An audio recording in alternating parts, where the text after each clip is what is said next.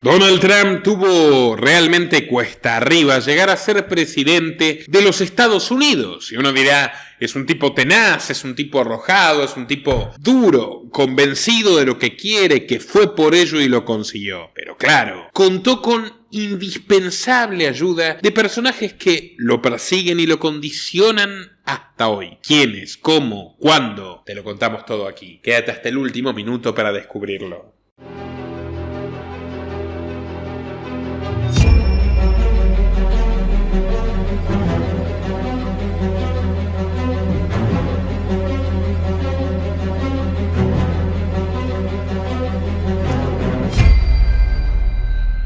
Dale clic al botón de suscribirse y no te olvides de activar la opción de recibir todas las notificaciones para no perderte de nada.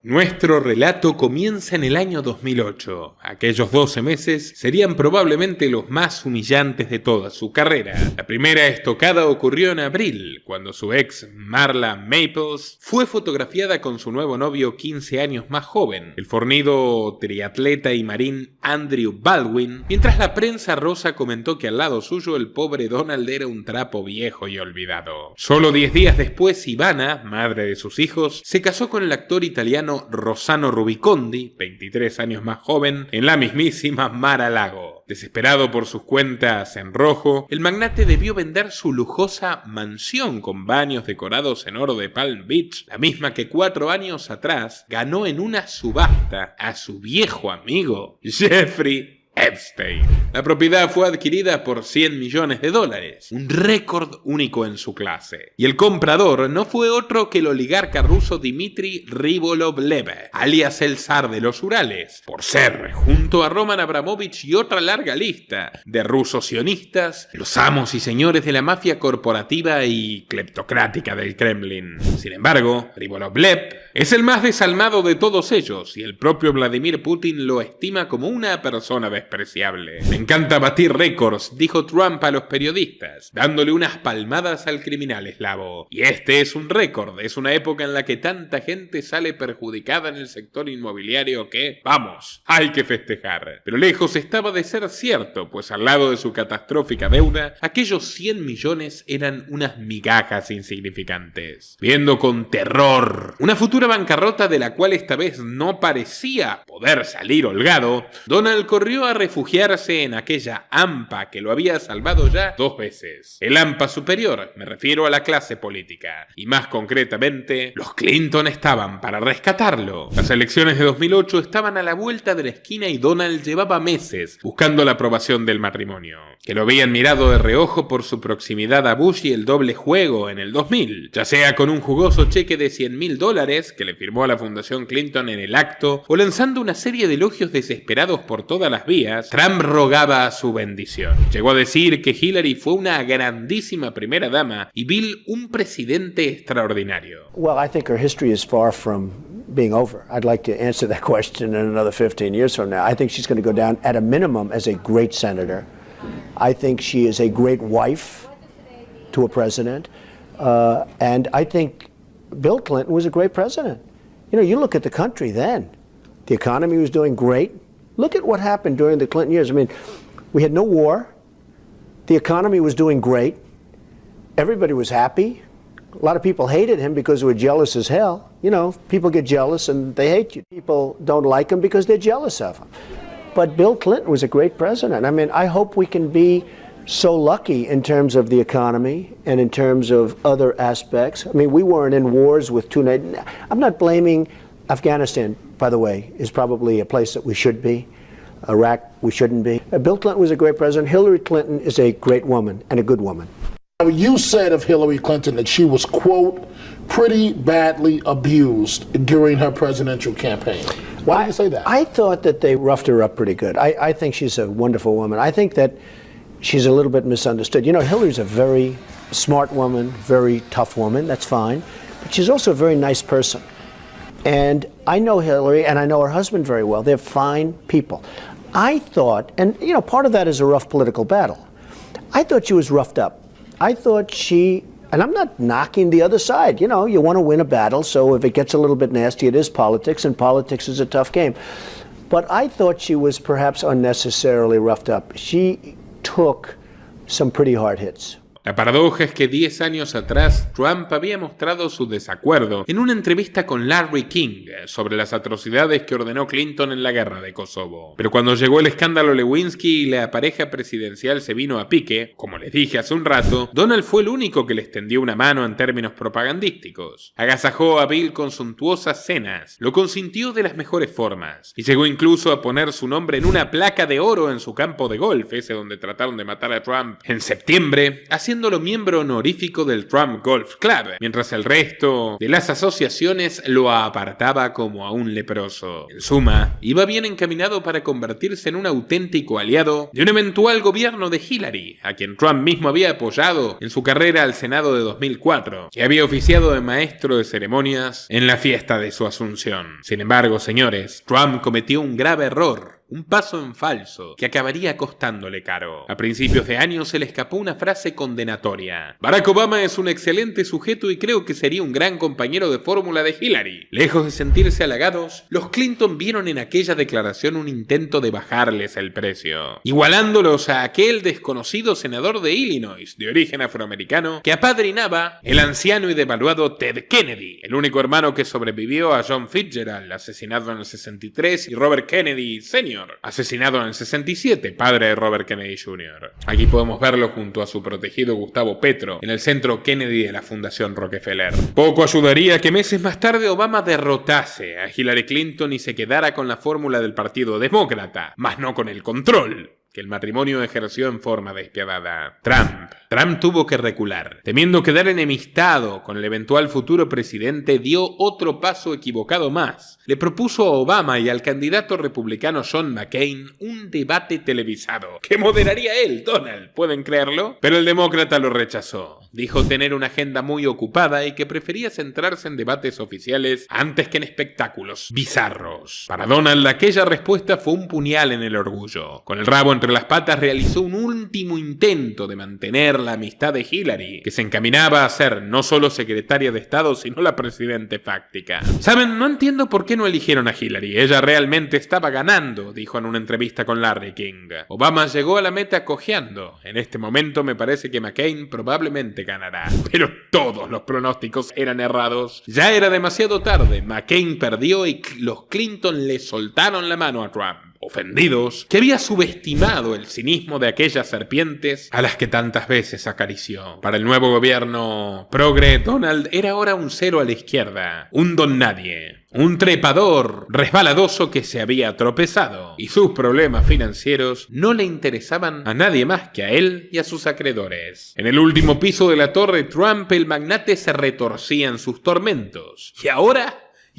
¿Quién nos salvará? Bueno, la respuesta llegó de donde nunca lo hubieran imaginado. Una de esas noches de angustia, su hija Ivanka subió al lujoso departamento de la mano de un nuevo y flamante pretendiente, un inversor inmobiliario de origen judío y contactos realmente suculentos. Su nombre era Jared Kushner. El imperio de los Kushner merece su propio documental y de hecho lo tendrá. Por eso no se olviden de dar clic al botón de suscribirse y activar todas las notificaciones para no perderse de nada. El siguiente contenido se ha realizado bajo los más estrictos parámetros ETSA de YouTube, en un contexto netamente periodístico, educativo y documental.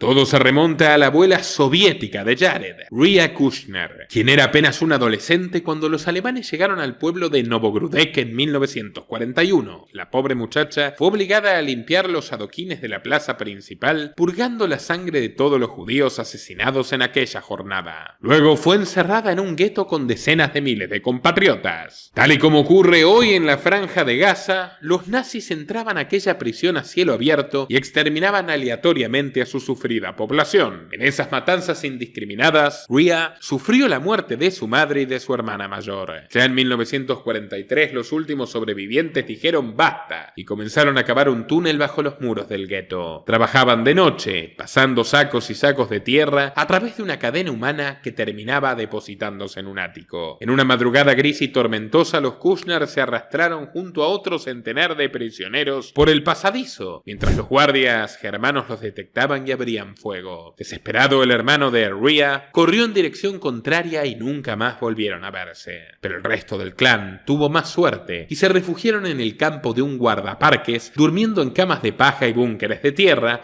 hasta que finalmente arribaron los soviéticos. Fue en aquel bosque siniestro donde Rhea conoció a su futuro marido, un carpintero llamado Josel. Cuando la guerra terminó, la pareja viajó a pie hasta Italia y 3 años más tarde se desplazaron a los Estados Unidos de América. Allí Josel se convirtió en Joseph Kushner, convertido de que el apellido de su esposa sería más respetado en los círculos de la comunidad. Compró 3 lotes en el condado de Union y fue forjando un negocio inmobiliario que lo llevó a pertenecer a la élite judía neoyorquina. Los negocios proliferaron igual que la llamada filantropía, y ambos se convirtieron en fundadores del Museo Conmemorativo del Holocausto de Estados Unidos. Cuando Joe murió en 1985, su hijo Charles Kushner heredó el imperio familiar, el cual se rebautizó como Kushner Companies. Tenía más de 4.000 apartamentos en Nueva Jersey, y al igual que en el caso de los Trump, recordemos los Triumph, de origen alemán, los Kushner habían adquirido muchos en forma dudosa y cuestionable con la ayuda de los mismos bandoleros. Fue así que el pequeño Jared crecería en un ambiente selecto, rodeado de los peces más gordos de la política metropolitana. Su padre financió todas las campañas de Bill Clinton y era muy normal ver a Hillary o a ambos yendo a cenar a menudo a su lujosa propiedad. En el verano de 1996 pasó por su casa el futuro criminal de guerra Benjamin Netanyahu, que estaba de gira por los Estados Unidos preparando su primera candidatura para las elecciones de Israel. Con tono imperioso, Charles le ordenó a su hijo que ceda su habitación al político, y el joven debió descansar en el sótano, junto al cuerpo diplomático y los guardaespaldas de Netanyahu que dormía en su cama. Qué extraña situación, ¿verdad? Acurrucado en la camita de Jared, Bibi no podía pegar un ojo, así que pasó la noche leyendo un libro de Charles Dickens que Kushner tenía junto a la mesa de luz. A la mañana siguiente le pidió si se podía llevar la novela, pues le faltaban unas 40 páginas para terminar. Sin pelos en la lengua, Jared contestó: no puedo permitírselo, es un regalo de mi novia. ¡Rata malcriada! ¡Dale ya mismo el libro al señor!, gritó su padre alarmado. Pero Netanyahu sacudió el cabello del adolescente y, riendo con sus guardaespaldas oscuros, le dijo que no había problema. Pero si un día rompes con tu novia, muchacho, no olvides de traérmelo. Voy a acordarme de ti. Me gusta la gente que tiene ambición, remató el israelí. Y vaya que ocurriría. Ya mayor de edad, Kushner ingresó a la Universidad de Harvard. Por entonces se había vuelto un miembro pleno y donante inmemorial de la secta judía Hasíaca Chabad Lubavitch. Tenemos el podcast más visto del mundo sobre estos personajes, muy recomendado. Es la secta de Milei, para más datos. Kushner asistía religiosamente al templo del campus y los endulzaba con suntuosos maletines de billetes. Mucho hemos dicho en esta casa sobre la Chabad Lubavitch, la misma que ha tenido integrantes sentenciados por traficar con órganos de palestinos indigentes y revenderlos 16 veces su precio en Nueva York, la misma que poseía túneles secretos en su sinagoga central de Brooklyn, a la que Milei fue 4 veces, incluyendo colchones manchados de sangre y cochecitos de bebé. A comienzos del 2024 vimos a la policía neoyorquina luchando con varios de estos extremistas, puesto que estos túneles secretos, que nadie sabe bien a dónde van, habían puesto en riesgo las edificaciones vecinas, generando probabilidades graves de derrumbes. Jared no solo se volvió un fanático y ferviente religioso de esta cofradía, también se aprovechó de sus poderosas influencias. Y vaya que las necesitaría. En 2005, Charlie Kushner terminó por ceder la empresa a su hijo, tras ser declarado culpable de 18 cargos por contribuciones ilegales a las campañas demócratas. Mientras purgaba cárcel en una prisión federal de Alabama, el joven príncipe heredero se sentó en el trono del imperio, cuya sede queda en el número 666, sí, en el 666 de la Quinta Avenida en Manhattan. Bueno, no más pruebas, su señoría. 2 años más tarde, en el restaurante kosher Prime Grill, conocería a la bella Ivanka Trump. El amor fue instantáneo y tras unos meses de titubeos lo hicieron oficial. En casa de los Kushner el anuncio cayó como una indigestión en el estómago. ¿Trump? ¿Donald Trump? Como si no tuviéramos suficientes problemas, ahora traes a una pila de quiebras a nuestra mesa. Sus padres y hermanos indignados se negaron siquiera a conocer a Ivanka durante meses. Y la reacción no fue muy distinta en el último piso de la Torre Trump. Donald ya había tenido rispideces con Jared tiempo atrás, cuando el joven todavía era editor de su propio periódico semanal, el New York Observer. Kushner se le pasaba enviándole correos con columnas de opinión, y en una oportunidad Trump escribió una furiosa carta luego luego de que lo incluyera en la lista del poder que el Observer editaba anualmente. Por favor, deja de enviarme tu periódico para no tener que leer más tonterías como esta, rezaba la misiva. Así que ahí estaba, el mismo muchacho judío de pluma floja, tomando la mano de su hija en su propio rascacielos. Horas más tarde de la presentación, Donald llamó a Ivanka entre sarcástico y preocupado. Muchacha, antes venías de la mano de un Rothschild y ahora me traes esto. No me extraña que todo se esté yendo al demonio. Se refería ni más ni menos a que Nathaniel de Rothschild, el heredero de la poderosa dinastía de banqueros, mantuvo un romance fugaz y pasajero con Ivanka. Donald lo quiso acoger como a un hijo más, aunque Ivanka se mostrara distante. Deja de molestarme, papá, es solo una pasión de verano. La relación de Trump con los Rothschild se remonta a 1987, cuando andaba de juerga con su amuleto de la suerte, el abogado de la mafia Roy Cohn. Aquel año había comprado sus primeras participaciones en un casino cuando adquirió el 93% de Resorts International. ¿A quién se lo compró? Pues ni más ni menos que al jefe de la mafia judía Meyer Lansky, el primer jefe de Seymour Epstein, que luego le entregó a Seymour para que trabaje a Fred Trump, el padre de Donald. Meyer Lansky, que además estaba asociado con el agente del Mossad Tibor Rosenbaum, con David Rockefeller y con Sir Edmund de Rothschild. 10 años más tarde, su casino se declaró en quiebra y Trump pudo conservar sus activos solo por la ayuda de Wilbur L. Ross, director ejecutivo de Rothschild Inc., o también llamado el rey de la quiebra. Wilbur Ross llegaría a ser un ángel de la guarda para Trump. Llevaba 3 décadas trabajando para los Rothschild y junto con Carl Icahn fueron los responsables de convencer a los tenedores de bonos para que llegasen a un acuerdo con Trump. En otras palabras, los Rothschild habían salvado a Donald Trump. Y Wilbur Ross se convertiría en el secretario de comercio de Donald Trump durante su presidencia. Sí, un hombre de los Rothschild controló la economía de Estados Unidos bajo la era Trump, como Macron lo hizo en Francia, recién salidito de la banca de Nathan Rothschild, para el socialista François Hollande. ¿Qué tal?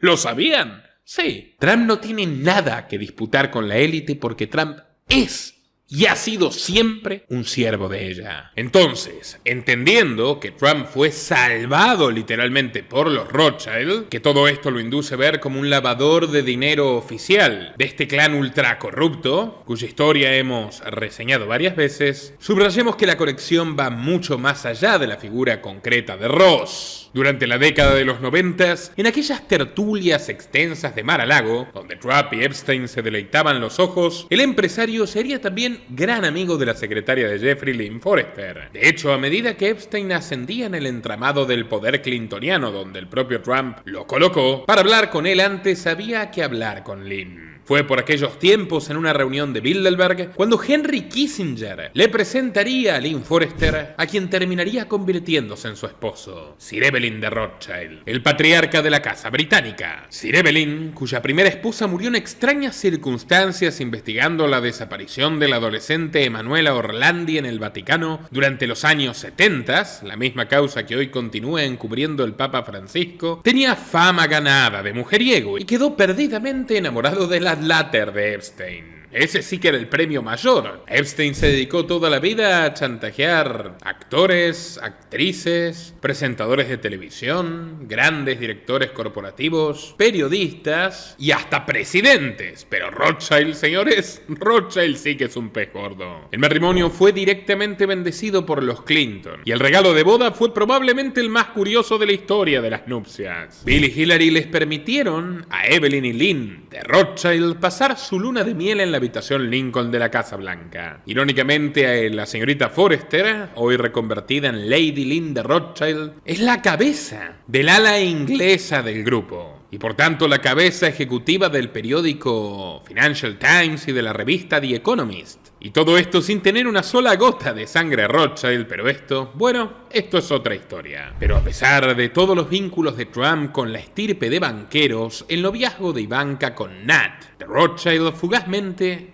vino y fugazmente se fue. Por ello, regresemos a la otra novela de amor, la que sí prosperaría en el futuro, para desgracia de millones de palestinos. Quizás Ivanka no había traído un candidato estelar esta vez, como Sir Nathaniel, pero luego de invitar a Jared en privado a beber unos whiskies en la torre, Donald empezó a convencerse que después de todo el muchacho podía servirle. Querido tanto en Wall Street como en Silicon Valley, Jared Kushner lucía un futuro prometedor. Pero por ahora todo todo era en potencia, pues el 2008 terminó tan mal como había empezado. En la fiesta de Año Nuevo en la mansión de Mar-a-Lago, su broker y testaferro Bob Jaffe se agarró literalmente a trompadas, a puñetazos, contra una horda de inversores estafados por él. Mientras se revolcaban como cerdos gruñendo en el suelo, Trump, que en otros tiempos hubiese victoriado y celebrado, observaba sin muchos ánimos este espectáculo patético, pues no había demasiado para reír. Días más tarde llegó la muerte anunciada. Se desplomó su compañía, Entertainment Resort Incorporated, que comprendía los hoteles y casinos en Atlantic City, Nueva Jersey. Era la tercera bancarrota de su vida. Con un falso orgullo, tan falso como las cifras, Donald dijo que la firma representaba menos del 1% de su patrimonio y que su inversión en ella no tenía ningún valor para él ahora. Intentando sortear las deudas cuantiosas por cualquier lado, deudas que excedían la realidad patrimonial del magnate, inició una demanda contra el escritor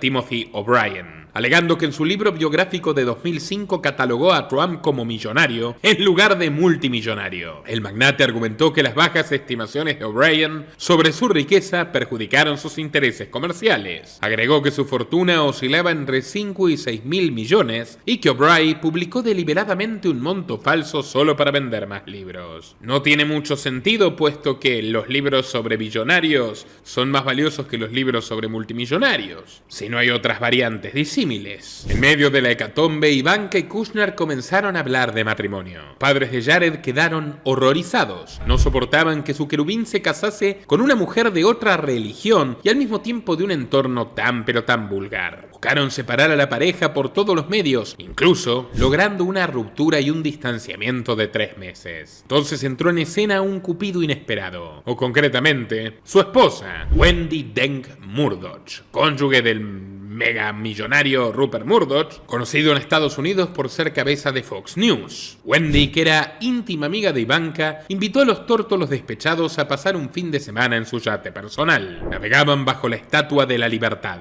y entre velas, música de Frank Sinatra y acalorados suspiros, Romeo y Julieta alcanzaron un acuerdo. Ivanka Trump se convertiría al judaísmo bajo la tutela del rabino Haskell Luckstein, del Upper East Side, vecindario de Jeffrey. Horas después, Kushner fue a pedir oficialmente la mano a su suegro en uno de sus restaurantes selectos, el Trump Grill, ubicado a 4 calles del restaurante John Diddy Combs que el propio Trump inauguró. Te lo contamos en nuestra primera entrega documental sobre el proxeneta hoy preso. Fíjense el hombre que viene a restaurar la decencia América, con valores familiares y tradicionales, ¿verdad? Bueno, sentí que me temblaba la voz cuando dije el plato fuerte. Ivanka estaba en proceso de conversión. Recuerda, Donald lo miró desconcertado. ¿Conversión? ¿Por qué ella tiene que convertirse? ¿Por qué tú, Kushner, no puedes convertirte? Y su futuro yerno, luchando por contenerse, respondió que Ivanka había tomado la decisión por su propia cuenta y que se sentía cómoda con la idea de la conversión. Trump infló el pecho, se puso de pie, levantó el brazo como si fuera a golpear la mesa y mientras tanto Jared lo miró con terror, esperando lo peor. Pero entonces oyó una respuesta que lo dejaría anonadado. ¡Es genial!, dijo Donald riendo. La gente piensa que soy judío. La mayoría de mis amigos son judíos. Tengo todos estos premios de las sinagogas. En Israel me adoran. ¿O cómo crees que llegué hasta donde llegué? Y con el dedo en alto añadió que esperaba que hablase en serio, porque Tom Brady, el ícono mariscal de campo de la NFL, también estaba cortejando a su hija. No era otra cosa que uno de los truquitos de negociación de Trump a estas alturas completamente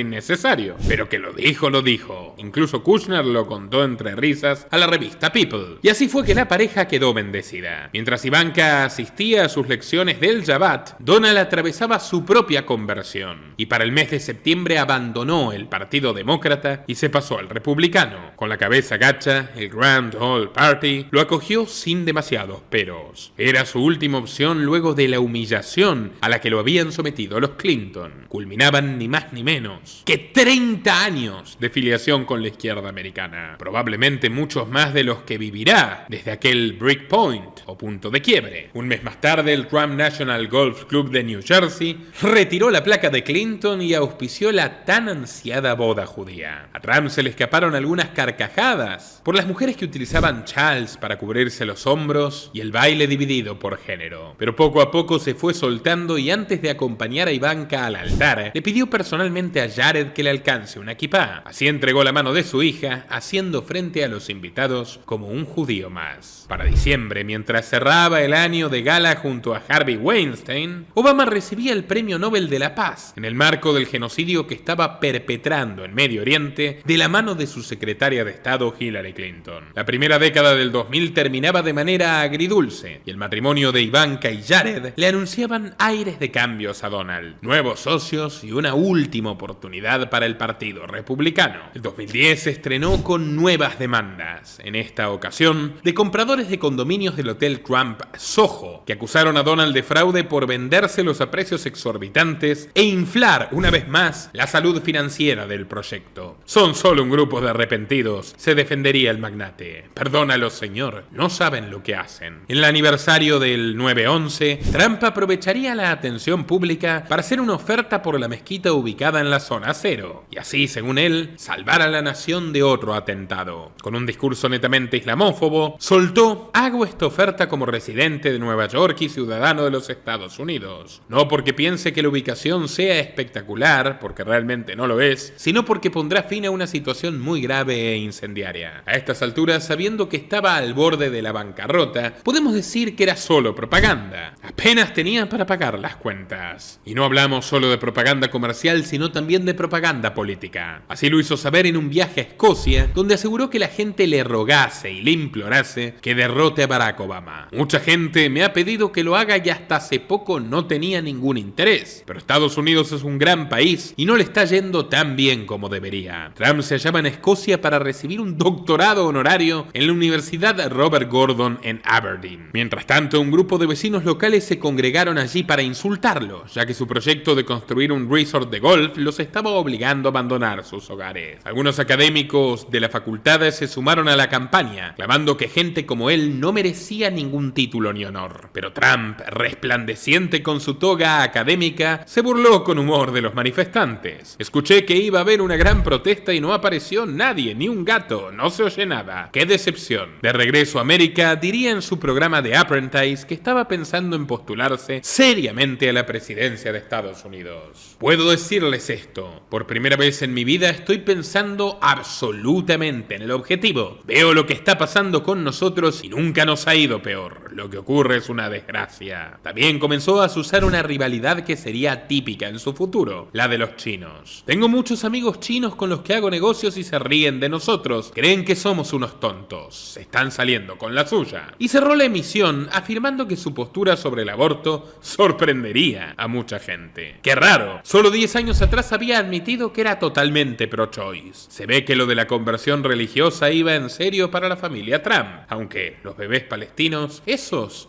no valen nada para ellos. Pero la verdad es que nadie tomaba en serio ya sus declaraciones. Era la tercera vez el cuento de Pedrito y el lobo. Más bien se pensó que no era más que otra extravagancia marketinera para reforzar su audiencia televisiva. Aquel año 2010 estuvo signado por las heroicas revelaciones de Wikileaks. Les recomiendo muchísimo mi documental de Assange. Las mismas expusieron los atroces crímenes de guerra cometidos por George Bush, así como los oscuros memorandos secretos de la secretaria de Estado Hillary Clinton. Muy diferente a lo que este oportunista diría más tarde, cuando en una entrevista de Fox News, Trump se refirió a Wikileaks como algo vergonzoso y pidió una pena de muerte para castigar a Julian Assange.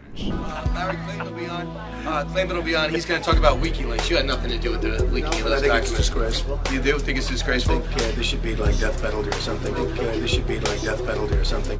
Además de ser una declaración nefasta, era un guiño de devoción a su todavía amiga Hillary Clinton, la misma que en teoría se convertiría más tarde en su peor rival, lo que demuestra hasta qué punto Donald todavía le temía a la poderosa dama de hierro. Pero así como le temía a la patrona, se permitía jugar con la mascota, Barack Obama. En 2011, Trump se sumó de forma sagaz y artificiosa al movimiento Birther, que especulaba sobre el dudoso origen de Barack Obama y su nacionalidad estadounidense. estadounidense. Primero se dijo que era hawaiano, luego que era keniata, indonés e incluso inglés. Con su estilo característico, Donald anunció a los medios que había contratado a investigadores privados para determinar el país de nacimiento del presidente. Un gran segmento de nuestra sociedad cree que Barack Obama no nació en los Estados Unidos. Escribió en una carta publicada ni más ni menos que por el New York Times. Y en efecto tenía razón. Los sondeos comprobaban su afirmación, pues 1 de cada 4 encuestados opinaba exactamente como él. Algunos incluso creían que era adoptado. Aunque aquí estamos totalmente a favor de la libre inmigración y creemos que todo presidente es un criminal, sea donde sea, la verdad es que no faltaban razones para sospechar. El padre de Barack era africano y musulmán. Su primer nombre es ciertamente poco común, y el segundo es ni más ni menos que Hussein, como el mismísimo Saddam. A esto hay que agregar el lamentable hecho de que muchos racistas estuvieran indignados por tener al primer mandatario afroamericano de su historia. Tal era el misterio que para marzo el comentarista conservador Bill O'Reilly echó más leña al fuego al entrevistar a Trump y escucharlo sentenciar lo siguiente: si Obama no hubiera nacido en este país, sería una de las grandes estafas de la modernidad. 3,000 people died, and you have all those parents and sisters and brothers and wives, and I mean, just saying, I can't believe it. El año había comenzado estruendoso y al magnate se le subieron los humos cuando, en febrero, asistió a la conferencia conservadora de la CPAC, siendo su gran protagonista desde que subió al escenario con la canción. Sin dar lugar a la ironía, criticó demoledoramente al libertario Ron Paul por ser un perdedor que no podía alcanzar ni la medalla de bronce. Pero el hijo de Ron, el senador de Kentucky Rand Paul, era el siguiente en hablar y sus partidarios lo abuchearon salvajemente. Los abucheos fueron superados por los aplausos de la gente que sí se comió su discurso, y mientras se llevaba los vítores y casi que hasta los sacaban en hombros, Trump cerró citando un artículo sobre qué gran empresario es él mismo. So I have a reputation for telling it like it is. I'm known for my candor. I've had a lot of great victories, and I may be willing to put that to work. I mean, I wish that, frankly, I wish there was a candidate that I saw that would be fantastic, because I love what I'm doing. In fact, I have a great club that's 15 minutes away. By the way, Ron Paul cannot get elected, I'm sorry to tell you.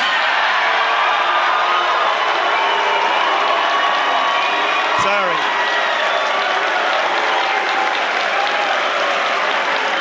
La nueva faceta política del quebrado fue tomada con entusiasmo y asombro por viejos amigos. Fue el caso del ex luchador y gobernador de Minnesota, Jase Ventura, quien llegó a la gobernación apoyado por Trump y sus trucos del espectáculo. Ventura lo felicitó y le sugirió afeitarse la cabeza tal como lo había hecho él, para dar una impresión más salvaje a su imagen, pero el alcance de su éxito era limitado. Entre los círculos conservadores, Donald fue tomado por un clown, un bufón de feria, un hazmerreír. Decían que con su campaña el partido se había vuelto un nido de patanes y locos, insultando el prestigio histórico del legendario Grand Old Party. Y a todo esto se acuerdan de esa famosa entrevista de Donald Trump joven cuando dice que si un día se acaba su fortuna buscará ser presidente de los Estados Unidos. No pude evitar que venga a mi memoria. Y entonces, amigos, ocurrió lo impensable. Para finales de abril, los canales televisivos interrumpieron su programación habitual y dieron pantalla a un anuncio oficial de la Casa Blanca. La razón: el presidente Barack Obama salía a demostrar que había nacido en el país, publicando una nueva versión de su certificado de nacimiento en el blog oficial de la Casa Blanca. Minutos más tarde brindó una conferencia de prensa con un mensaje directo contra Donald Trump. Bajo circunstancias normales no me pondría a comentar sobre este tema, pero no vamos a resolver nuestros problemas si nos dejamos distraer por espectáculos de segunda y charlatanes de feria. Normally, I would not comment on something like this. But we're not going to be able to do it if we are distracted. We're not going to be able to do it if we spend time vilifying each other. We're not going to be able to do it if we just make stuff up and pretend that facts are not facts. We're not going to be able to solve our problems if we get distracted by sideshows and carnival barkers.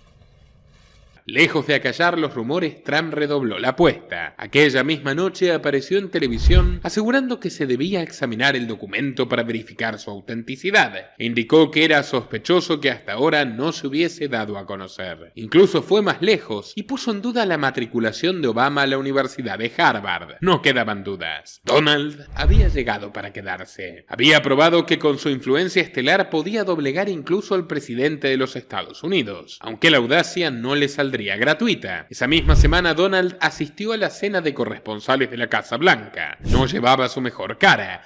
Sin embargo, disfrutó de los lujos culinarios que solo la sede de Washington puede ofrecer. Pero como dice el refrán, la venganza es un plato que se sirve frío. Mientras todos se hallaban en la gala escuchando los soporíferos discursos habituales, Obama subió al escenario como un rockstar e hizo algo que dejó atónita a la nación en su conjunto. Anunció que tenía en sus manos el video oficial de su nacimiento. ¿De qué se trataba? Bueno, véanlo ustedes mismos.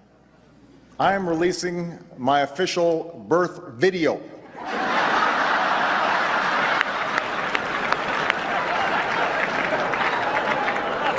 Now, I warn you, no one has seen this footage in 50 years. Not even me. But let's take a look.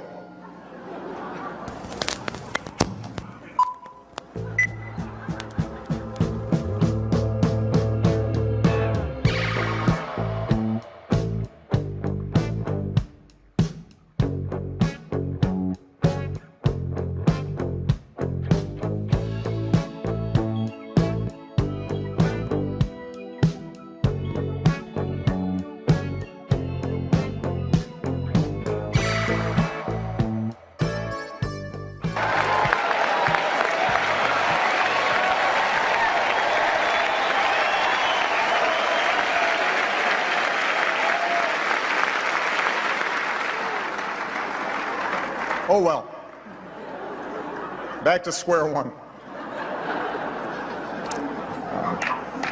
I want to make clear to the Fox News table, that was a joke. That was not my real birth video. That was a children's cartoon. Call Disney if you don't believe me. Donald Trump is here tonight. No one is happier, no one is prouder to put this birth certificate matter to rest than the Donald. And that's because he can finally get back to focusing on the issues that matter. Like, did we fake the moon landing? What really happened in Roswell? All kidding aside, obviously we all know about your credentials and breadth of experience. For example, no, seriously, just recently in an episode of Celebrity Apprentice, the men's cooking team did not impress the judges from Omaha Steaks. But you, Mr. Trump, recognized that the real problem was a lack of leadership. And so ultimately you didn't blame Little John, or you fired Gary Busey.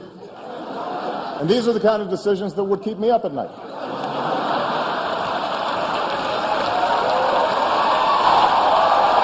Say what you will about Mr. Trump. He certainly would bring some change to the White House.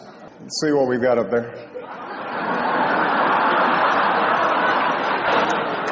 Listen to comedian Seth Meyers, the evening's guest host. Donald Trump has been saying that he will run for president as a Republican, which is surprising since I just assumed he was running as a joke. Obama había humillado públicamente a Trump como nunca nadie lo había hecho en su vida. Le había dado su propia medicina y este último jamás lo perdonaría. Fue la estocada final para sellar una enemistad perpetua. No obstante, la mala publicidad no deja de ser publicidad y Donald ya era el hombre más comentado para las elecciones del 2012. Tenía fascinados a los medios del país, desde los comentaristas de farándula hasta los periódicos más prestigiosos. Cada extravagante aparición del magnate se superaban los récords de audiencia. Incluso estaba primero en las encuestas entre los aspirantes republicanos. Sin embargo, había una pequeña salvedad: en el partido lo despreciaban. Muchos veían a Trump como una distracción irritante y se preguntaban si solo los usaba para promocionar su programa televisivo. Lleva más de 20 años saltando de los matorrales para declarar que tal vez se lance a la presidencia y luego se esfuma con una cosecha incalculable de publicidad gratuita. Eso dijo, por ejemplo, la catártica voz de John McCain. Por otro lado, muy pocos se creían su discurso tradicionalista. Le reclamaban su pasado demócrata, su promiscuidad de sobra conocida, sus escándalos con guardaespaldas narcotraficantes que contamos en nuestro primer documental, muy recomendado si no lo han visto todavía, las financiaciones al partido enemigo, la amistad con los Clinton y hasta sus declaraciones abortistas no tan lejanas en el tiempo. Y escuchen bien, en 2011 Trump financió la campaña de una fiscal californiana con unos cuantos de miles de dólares en pos de su reelección. ¿A quién me refiero? A Kamala Harris. Sí, oyeron bien. Ironías de la vida, la mujer que apoyó en el pasado, hoy, estuvo cerca de arrebatarle su preciado regreso a la Casa Blanca. O en todo caso, si quieren verlo así, Trump la jubiló, manteniendo siempre una posición de superioridad en lo que a jerarquías refiere. Y no hablamos de una sola donación, sino de al menos dos, la de septiembre de 2011 y la de febrero de 2013, ambas cuando Trump se supone que había pasado al bando de los republicanos. Su hija Ivanka también le aportó a Harris $2,000 en 2014. Para finales de año, la realidad se impuso. Trump abandonó el partido republicano sabiendo que no le darían lugar. En el cierre de la temporada de The Apprentice, anunció que correría como candidato independiente. Por cierto, otro episodio de aquel programa daría mucho que hablar en el futuro. Fue en 2012, cuando estuvo de invitada la cantante pop Aubrey O'Day. En un momento, la artista contó que había trabajado con el diabólico rapero John Diddy Combs. Bastó su sola mención para que Donald se entusiasme. Me encanta Diddy, ¿sabes? Es un buen amigo mío, es un buen tipo.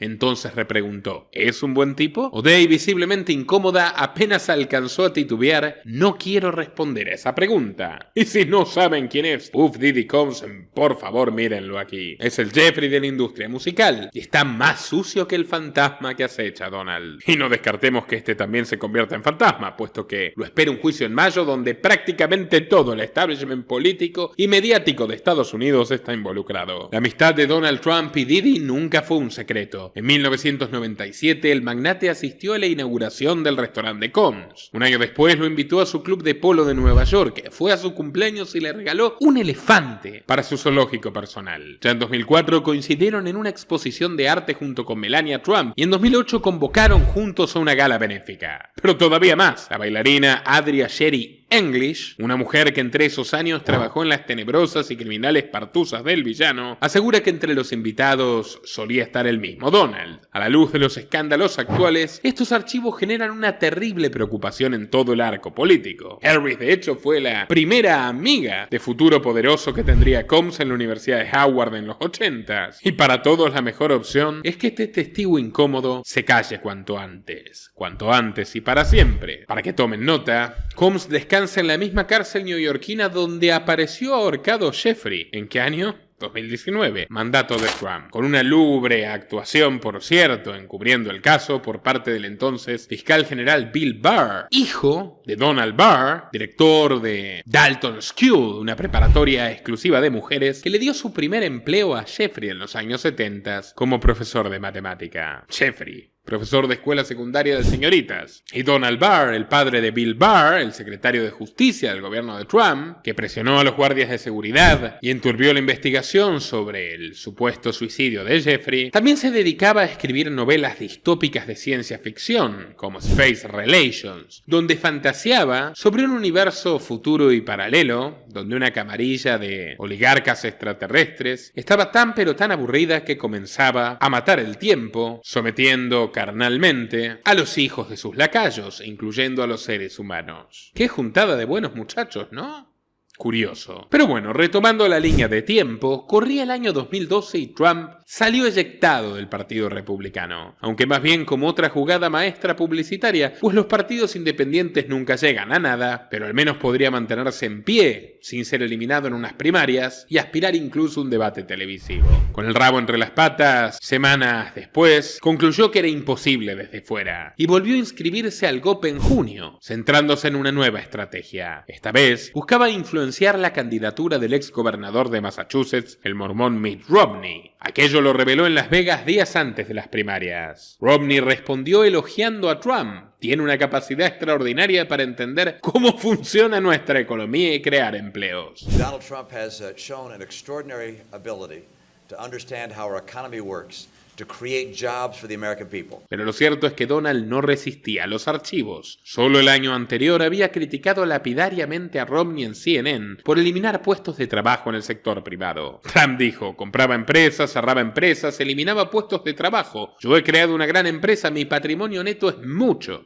mayor que el de Mitt Romney. Cuando se le preguntó qué había cambiado desde entonces para que respaldase al gobernador de Massachusetts, Trump dijo que sus comentarios anteriores eran pura charlatanería política. Eso fue mucho antes de que yo lo conociera, pero lo he conocido y es un tipo estupendo, cálido, inteligente y duro. Eso es lo que el país necesita y creo que él puede hacerlo. Credibilidad cero. Así llegó el debate presidencial de 2012. En medio de la dialéctica, el presidente invocó el nombre de Trump, afirmando que si ganaba su rival, se consideraría el imperio del magnate como una pequeña empresa. Según la definición del gobernador Romney, hay un montón de millonarios y multimillonarios que son en realidad pequeñas empresas familiares. Donald Trump es una pequeña empresa. Donald Trump is a small business. And I know Donald Trump doesn't like to think of himself as small anything. It's not just Donald Trump you're taxing. It's all those businesses that employ 1/4 of the workers in America, these small businesses that are taxed as individuals. You raise taxes and you kill jobs. Donald no se atrevió en esta ocasión a demandar a Obama, como lo había hecho con el escritor que lo catalogó de millonario en lugar de multimillonario. Lo que sí hizo fue desafiarlo a que presente sus expedientes universitarios y sus solicitudes de pasaporte. Tenía una semana y si sus papeles eran correctos, Trump se comprometía a donarle $5 millones a la organización benéfica que el presidente decida. If Barack Obama opens up and gives his college records and applications, and if he gives his passport applications and records, I will give to a charity of his choice, Inner City Children in Chicago, American Cancer Society, AIDS Research, anything he wants, a check immediately for $5 million. Y por el bien de sus cuentas, Obama hizo caso omiso. Hasta entonces la gente tomaba a Trump como una celebridad farandulera más que como un político. Y en efecto es lo que era. En aquel contexto incurrió en lo que se volvería un clásico de su vida política, los tuitazos. El magnate pasaba horas en la red social dando siempre algo de qué hablar. Iba desde comentar la relación de Kristen Stewart y el actor Robert Pattinson, hasta lanzar algún que otro guiño a los Clinton, falseando su postura con ellos. Y así fue como llegó el día de las elecciones del 7 de noviembre. Antes de que se concretase el recuento de votos, Trump ya estaba tuiteando contra Obama, llamando ni más ni menos que a la revolución, mas los resultados fueron apabullantes. El criminal de guerra de la Casa Blanca renovaba su mandato. Más allá del circo, el derrumbe republicano era una victoria para Donald y así lo celebró. Hizo una gran cena ominosa en Mar-a-Lago porque quedaba como el potencial favorito para una futura candidatura y tenía 4 años para comenzar a prepararse. El primer hombre al que acudió fue ni más ni menos que a su yerno. Mucho había cambiado Jared Kushner desde el día en el que Ivanka los presentó en la Torre Trump. Mucho había cambiado Jared Kushner desde aquella noche en la cual Ivanka los presentó en la Torre Trump. Aprovechando la crisis hipotecaria de la subprime del 2008, Jared había invertido en las zonas más golpeadas del cinturón del óxido, más concretamente en Pittsburgh, Toledo e Indianápolis, donde cientos de miles de propietarios corrían el riesgo de quedarse en la calle. La estrategia que Kushner imprimió a su compañía era bien fácil y sencilla: mucha construcción y muchos desalojos. Las cuentas bancarias de Kushner se inflaron así con el sufrimiento de los nuevos homeless desahuciados, muchos de los cuales fueron realmente estafados, con contratos de letra chica e ilegible, que se aprovechaban de su ignorancia financiera. Una de sus víctimas sería Robert Bollen, un ex empleado de Honeywell de 64 años de edad con un historial problemático de alcoholismo y trastornos mentales. Bollen vivía en un complejo llamado Carroll Park. La empresa de Kushner lo desalojaría en el verano de 2015. Ese agosto, unos días antes del primer debate republicano, el hombre desesperado ingresó a la oficina de alquiler del complejo, dijo buenos días y abrió fuego con una escopeta hiriendo a 2 empleados. Kushner también se uniría al emprendedor Ryan Williams para lanzar una startup tecnológica, su nombre Cadre. ¿Cuál era el objetivo? Bueno, que sus relaciones con la élite financiera permanecieran mucho más ocultas. Y vaya que lo consiguió. Su empresa recibió inversiones cuantiosas de Goldman Sachs, George Soros y Peter Thiel, famoso por bañarse con sangre de hombres jóvenes en busca de la inmortalidad. Hoy, el principal embajador de Donald Trump con las Big Tech de Silicon Valley, y por cierto, socio y empleador de J.D. Vance, el actual vicepresidente electo de los Estados Unidos. Cuidado con Peter Thiel, ya hablaremos de él pronto. Como vemos, Jared ya no era un nene de papá. Había expandido con creces el emporio heredado y jugaba en las grandes ligas del establishment americano. A principios de 2013, Donald lo llamó a su mesa y le dijo: «Hijo mío, quiero ser el próximo presidente de los Estados Unidos». Y la reacción fue inmediata. «Sé exactamente la puerta que tienes que tocar, Donald. Es la de un viejo amigo, a quien todavía le debo un libro». «¿Un libro?», se rió Trump. «Sí, un libro de Charles Dickens», respondió Jared muy serio. Se refería naturalmente al genocida, al destructor de mundos, al Vishnu sionista Benjamin Netanyahu. Trump hizo los deberes y le grabó un video enviando su apoyo para las futuras elecciones israelíes. And frankly, a strong prime minister is a strong Israel. And you truly have a great prime minister. In Benjamin Netanyahu, there's nobody like him. He's a winner. He's highly respected. He's highly thought of by all. And people really do have great, great respect for what's happened in Israel. So vote for Benjamin. Terrific guy, terrific leader, great for Israel. Fue el primer acercamiento serio entre el tío Donald y la nación de la estrella de David. Y Jared sería recompensado más tarde, cuando Netanyahu le obsequió el negocio de demoliciones de las casas de los palestinos desterrados, que comparte por cierto con la familia Blinken, del todavía secretario de Estado de Joe Biden. Aquí no hay distinciones de partido. Video recomendado. Estimados amigos, difundan este video en todas sus redes y grupos, en Facebook, Twitter, Telegram, Instagram, donde puedan, difúndanlo. Y por supuesto, bienvenido a su apoyo en patreon.com/Nicolás Moraz, donde obtendrán recompensas informativas desde tan solo $3 mensuales. Patreon.com/Nicolás Moraz, para que el periodismo libre siga siendo posible. Nuestro trabajo depende de tu apoyo.